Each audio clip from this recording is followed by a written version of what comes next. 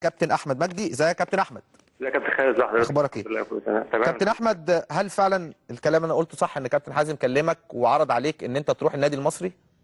لا والله انا اللي كلمت كابتن حازم. انت كلمت كابتن حازم بس قال لك ان انت لو عايز تروح المصري مفيش مشكله. اه يعني معنى كده ان نادي الزمالك ما عندوش مانع في رحيلك.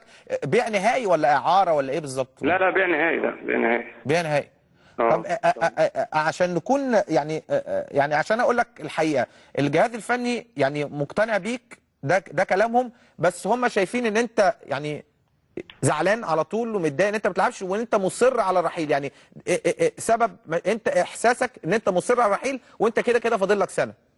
لا هو مش ممكن نادي الزمالك. ممكن نادي الزمالك من 3 سنين بهدوء، وبتعامل مع الناس باحترافيه ومع النادي وفي تماريني وماتشات. انا طبيعي ان انا مش هلعب، انا هطلب ان انا امشي. مش هستنى، يعني مش هستنى مثلا الجهاز الفني يقول لي لا انا عاوزك او مش عاوزك. لا انا همشي لان انا لعيب كوره ولازم العب.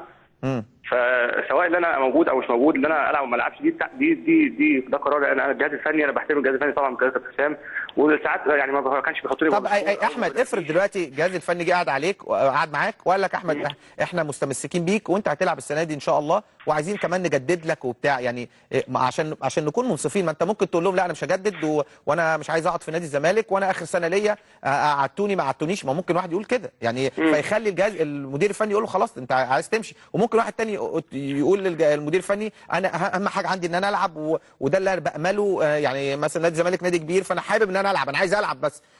يعني انا عايز اوري لك الصوره عشان تبقى واضحه. اتفضل. لا الصوره يا كابتن خالد، انا قعدت 3 سنين في النادي بلعب، عمري ما فتحت بقي اللي انا عاوز امشي من النادي او الزمالك او اي مشاكل عملتها جوه النادي الزمالك. لكن الوضع دلوقتي اللي انا حاسه حتى السنه الجايه اللي انا مش هبقى موجود، يعني انا ماليش دور في الفرقه.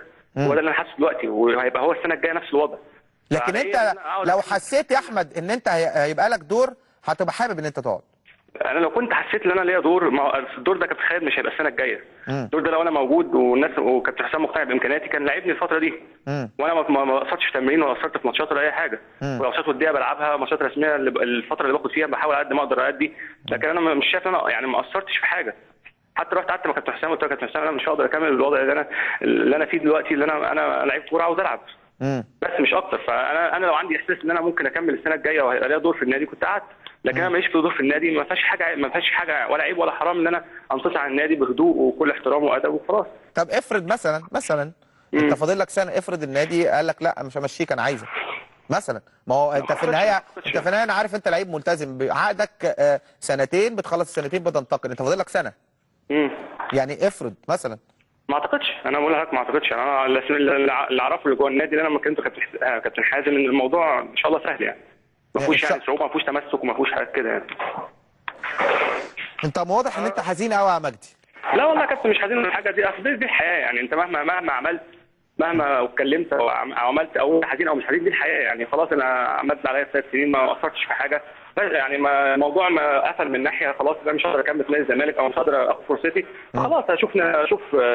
طب انت دلوقتي قال لك لو عايز تروح النادي المصري، انت جواك رغبتك ايه؟ هل رغبتك ان انت تنتقل في مصر ولا رغبتك ان انت تسافر؟ يعني ايه ولا ممكن الباب مفتوح للاثنين يعني؟ لكله والله يا كابتن خالد. انا لسه ما خدتش قراري، بس ان شاء الله يعني هاخد القرار الصح ان شاء الله بامر الله وربنا يكرمني. شكرا كابتن احمد مجدي. انا شخصيا بصراحه مع احترامي انا يعني احمد مجدي ده لعيب من البيت للتمرين ومن التمرين للبيت، يعني اخلاقه 10/10، لعيب مميز جدا واي نادي يتمنى في مصر.